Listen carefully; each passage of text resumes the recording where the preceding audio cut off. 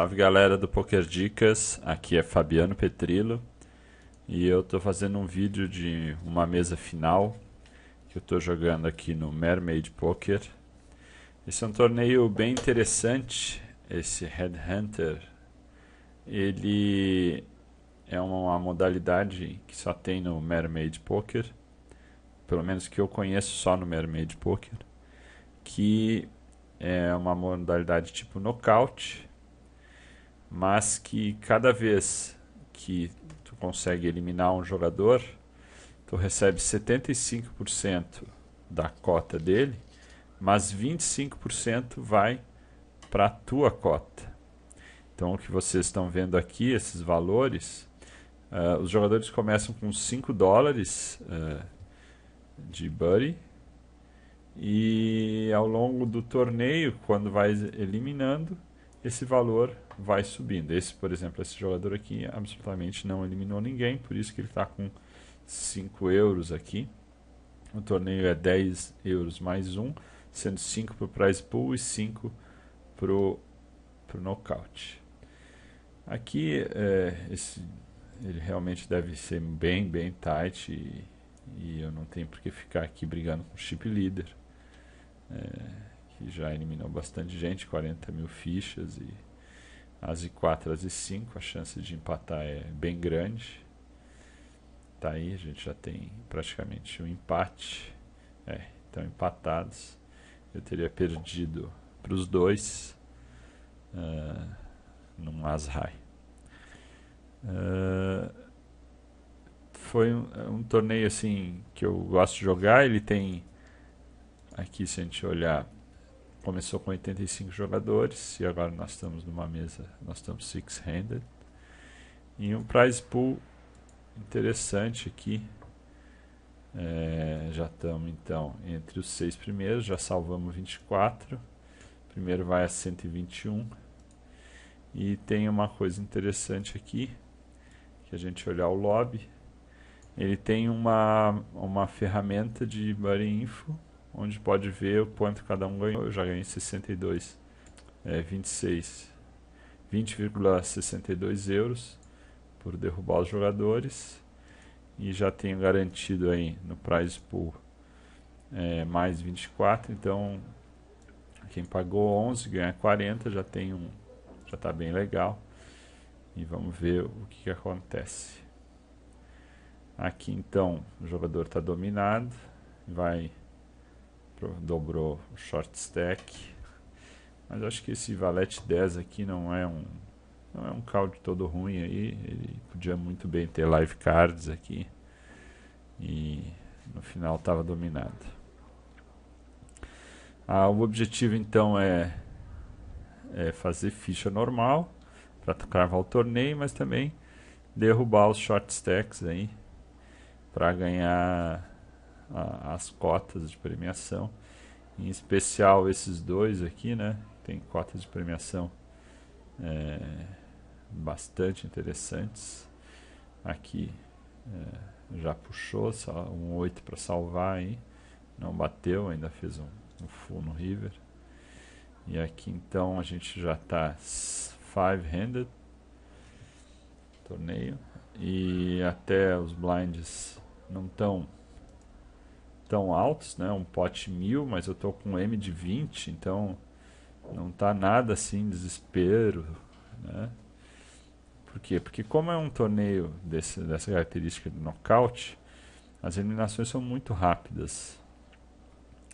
Então por isso que o torneio já está nessa situação, mesmo estando agora cai mais um, né? Aqui o Ice derruba mais um jogador, já estamos four-handed. Então, vocês veem que as eliminações são rápidas, né? Vamos ver aqui esse As e 10 contra o short. Ele deve chovar e eu devo pagar, né? Porque meu range, apesar de que ele é o jogador mais tight da mesa aí. E aqui eu vou jogar esse Kadama com cautela, né? Esse jogador aqui me respeita, os jogadores mais ou menos me respeitam. Mas aqui ele vai jogar o stack dele sempre, 100% das vezes, é o jogador mais loose aí. E como ele deu esse semi-bad beat, não nem para dizer que era um bad beat ali. Então ele acabou jogando mais tight essa mão, mesmo estando em posição contra mim. E aqui os dois chip leaders na minha esquerda, né? É uma situação que não é a mais agradável, mas eles não estão patifando, né? Principalmente esse lagarto aqui, ele derrubou 2 ou 3 numa vez só, numa trinca, e aqui também derrubou acho, pelo menos 2 que eu vi numa trinca. Ou seja, pockets são poderosos, poderosas mãos pré-flop, né? Quando se transformam em sets, ou seja, trinca com par na mão, são poderosas mãos para derrubar jogadores, então tem um valor aumentado nesse tipo de torneio. Porque tu não ganha só as fichas se acertar o set, mas pode muito bem eliminar o jogador e ganhar a cota dele, né? Então isso torna a relação de set mind, né, ou set value, um pouquinho diferente do padrão de 1 para 10, né? Ou 10 para 1, que é... Mas aí, claro, é uma relação que vai ter que ser calculada na hora, na dinâmica das mãos, na dinâmica do momento do torneio. Na verdade, o pessoal está se respeitando, né? Aqui entrou de limpo. Eu quero ver como é que vai ser, se vai ter algum tipo de movimento aqui. Os jogadores estão se respeitando, porque sabem, principalmente esses dois, sabem que a briga entre eles compromete um torneio que está bem encaminhado, né? Então aqui esse jogador tem que se movimentar e eu estou na linha de fogo dos 3, né? Porque eu sou o middle stack do torneio, então não sou nem short nem chip leader.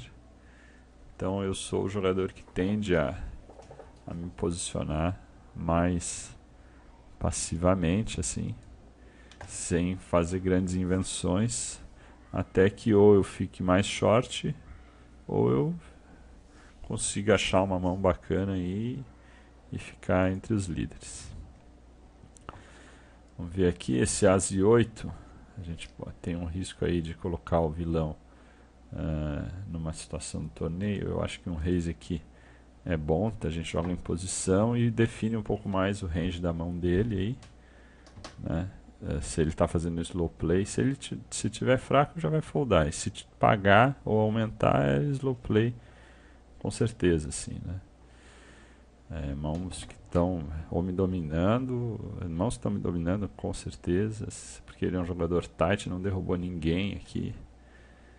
E vamos ver, por mim eu prefiro que ele fold, né? Não, porque é uma mão que não joga tão bem o pós-flop, né? Um As e 8 off, mas em heads up é uma mão boa e eu não tenho por que ficar dando esse flop grátis. E aí a gente aumenta, até porque ele é o short stack.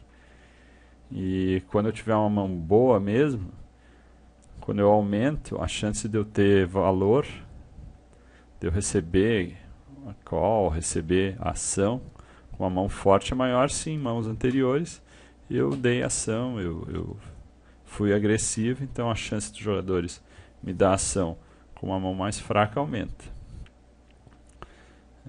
Eu com uma mão mais forte, eles com uma mão mais fraca, e aumenta a chance deles me pagarem com essa mão mais fraca. Então esse raise não tem um contexto só específico na mão, mas tem um contexto no metagame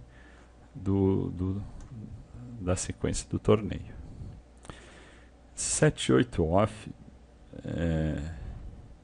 aqui já empurrou, então não tem como dar call.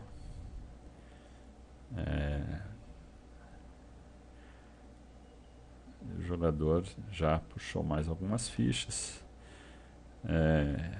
Ele se posicionou agora nesse finalzinho aí com mais agressividade, o que é correto. Ele tem um M aí de praticamente 10 e não pode, em forehand, ele não pode ficar vendo, deixar os blinds ir passando, que ele seria eliminado, né? Agora ele empurra tudo. Esse lagarto não é de muito blefe, mas ele sete um 8 ou um as, ou alguma coisa assim. E não tinha rei com certeza, senão não ia dar esse insta fold assim, ia dar mais uma pensadinha e provavelmente pagaria com qualquer rei e qualquer flush draw. Não tinha isso, ele foldou. Mas aqui então o jogador já tem a metade do nosso stack. E 6 e 8 off aqui, eu vou respeitar um pouquinho o ice.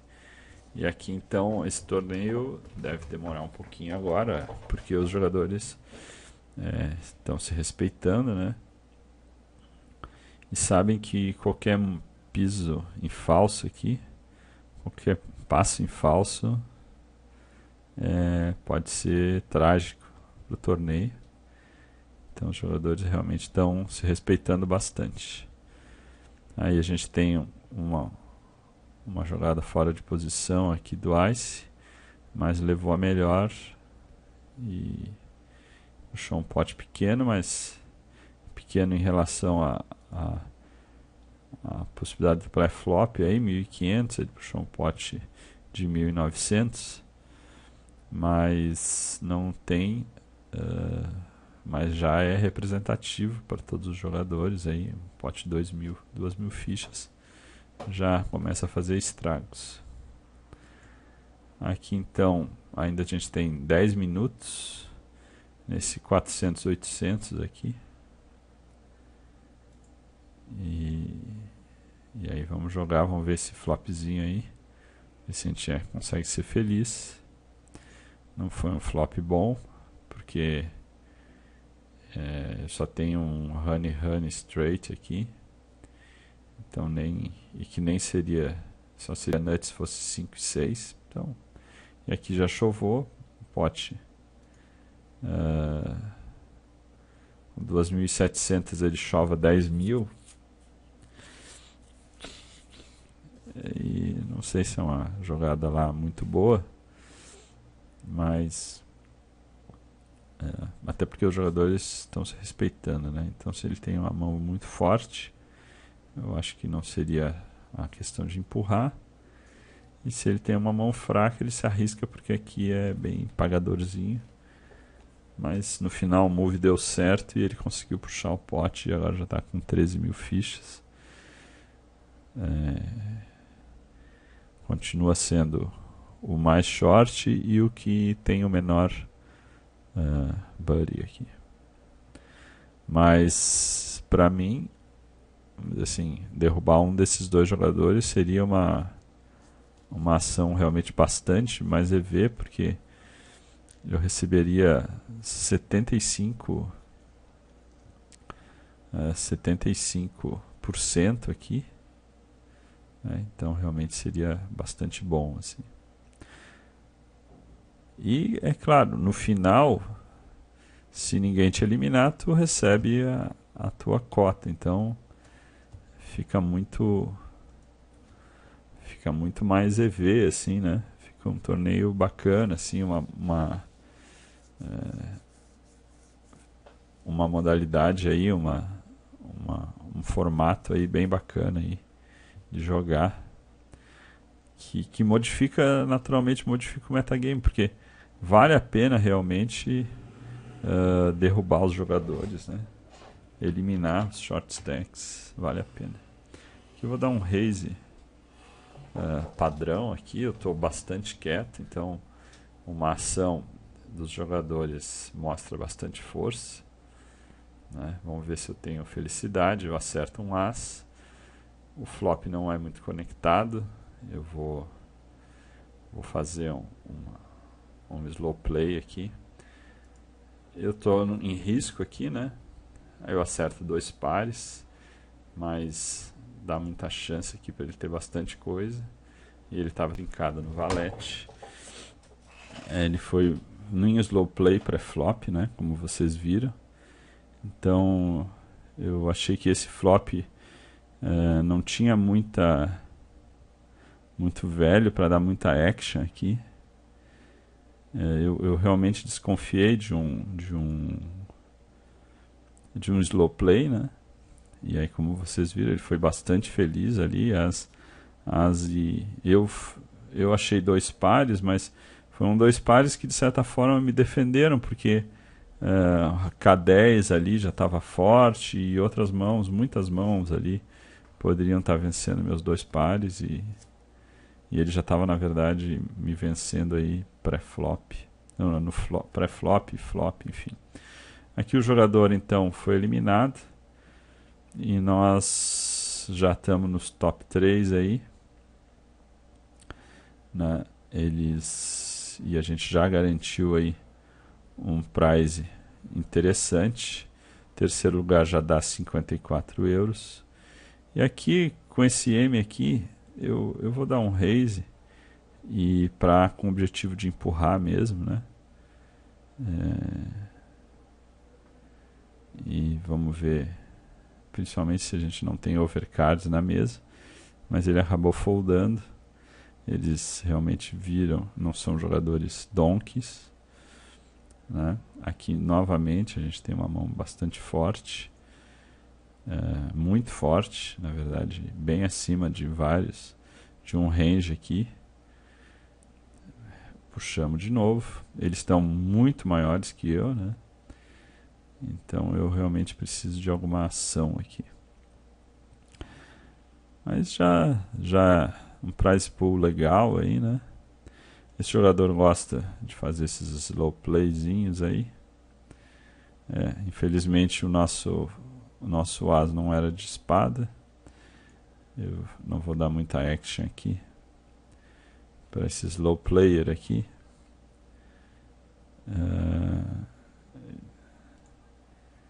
Vamos ver aqui. Eu gosto desse, até gosto de jogar, mas jogar mais em posição. 8-5 suited, jogar fora de posição é complicado. Esse dama 6 aqui em posição, vamos tentar fazer algum movezinho aqui. Vamos ver o que a gente consegue. Eles estão louquinho para me fazer, eu já sabia disso. Estão louquinho para fazer algum move em cima de mim, mas eu não posso ficar parado, né? E aquele dama 6 é uma mão aceitável para eu fazer um raise. Aqui também eu poderia chovar, mas também ele me deu o flop grátis. E eu acho que é vantagem para mim ver esse flop grátis. Aqui então ele tem o flush draw, que ele vai blefar muitas vezes nesse flush draw aí. Eu vou fazer um move aqui e tentar achar esse potezinho. Vamos ver o que eu consigo aqui. Aqui ele me dá um re-raise, jogando totalmente o stack dele. E aí eu sou obrigado a, evidentemente, foldar, né? Ele me bota em all-in. Aqui eu até poderia ter dado mesa, porque minha dama high poderia ser uma boa mão. Eu quase dei mesa, mas eu achei que esse move talvez fosse interessante. Aqui eu tenho as e dama. Eu vou tentar fazer um go in go aqui. Boto 3.200 e já vou em go, né? As e dama naipadinho aqui. Delícia. Vamos lá, vamos tentar dobrar, né? Vamos ver o que o Ice tem aí. Deve ter uma mão boa também. Vamos ver, as e valete está dominado. Mas bateu o valete, isso é assim mesmo. Opa, temos um flush draw, mas é isso. Caímos em terceiro, num bad beat aqui, né? Mas o jogador tinha realmente uma boa mão. E isso aí faz parte, né? Faz parte do poker. Um jogador, eu tenho 9.000 fichas, ele tem 50.000. Provavelmente eu faria o mesmo move com esse as e valete. Eu estaria em posição. Um move bastante aceitável, porque apesar de que se ele estivesse percebendo realmente o jogo, viria que esse 3.000 não larga mais, e as e valete é ruim o raise, né? O raise dele não é muito legal, no sentido de que não tem fold equity, né? E aí ele vai precisar, ele vai estar ganhando efetivamente de as e 10, de rei valete, dama e valete, e depois só está perdendo, né? Pelo perfil que eu estava apresentando. Mas é isso aí, valeu, foi bem bacana, né? A gente puxou aí esses 54 euros, mais 20, 54 com 82, deixa eu anotar aqui, mais, vamos ver aqui do Buddy, mais 20 com 62 do knockout. Então a gente vai num price aí de 75 euros, e para quem colocou 11 euros, tá um ROI bastante legal. Poderia ter sido melhor. Se eu acerto aqui, eu vou a 20.000 fichas, e tenho certeza que eu incomodaria eles bastante. Mas é isso aí, né? Eu acho que até ali foi um cooler mesmo. E ele foi mais feliz, acertou o valete no flop já. Eu até fiquei nut flush draw e mais as 3 damas, né? Ou seja, eu tinha 9 mais 3, 12. Tinha cerca de 25% ali. Mas ele foi feliz, e eu não acertei o flush, não acertei a dama, e ele acabou me eliminando em terceiro lugar. Mas é isso aí, faz parte. Valeu, mais uma mesa final aí no Mermaid. E vamos que eu devo participar de mais torneios, desses torneios knockout, porque eu realmente gostei do formato. Os blinds sobem em 12 minutos, começa com 1.500 fichas, então é um formato que os steps dos blinds não são muito altos, então é um formato que me agrada, e tenho certeza, se não tomando bad beat aí, tem condição de cravar vários torneios desses. Então aqui o Ice tende a cravar o torneio, né? Achou um KK contra um move 2-2 aí do Lagarto, tentou um move, e o Ice acaba cravando o torneio, recebe um buddy ali de 20, e recebe uma boa premiação. Realmente ele puxou uma premiação bastante alta aí. No nocaute ele puxou 100 total, né? Porque ele me derrubou o Lagarto, enfim. E de prize ele puxou mais 120, então ele colocou 220 euros, né? 220 euros aí num torneio com 85 pessoas. Foi um ROI bastante legal aí do nosso companheiro Ice. Então tá, galera, vocês viram aí essa modalidade aí, esse formato, e espero que tenham gostado. Falou, valeu, tchau, tchau.